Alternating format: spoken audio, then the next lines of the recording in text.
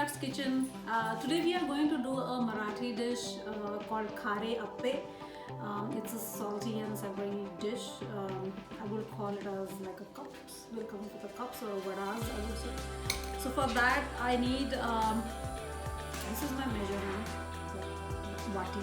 Right. So 1 cup of rice, half a cup of yellow moong dal. This is a half a cup of urad dal, and this is a 1/4 cup of chana dal. I'm going to wash it and I'm going to keep it aside for about 5 hours, and then we are going to grind it and we're going to do the cups or the kebabs. For khare appe or rice cake cups, we soak the rice and dals together overnight, then grinded it, and now it's ready, a little bit fermented as well.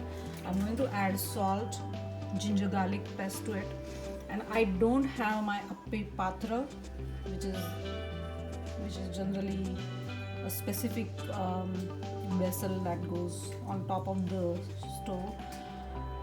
But I'm going to try baking it instead of putting in appe patra. So this is my muffin pan. I added a little bit of oil and I'm going to try baking it. Pinch of baking soda as well, a little bit, and I'm going to give it a khare appe in the bake tray. We are going to add it, put it in the oven, in the baking setting. For the baked khare appe, definitely use parchment paper. This is my non-stick muffin pan, but it's still sticking even though I added oil. So it's still not bad. It's nicely cooked now. So here you go,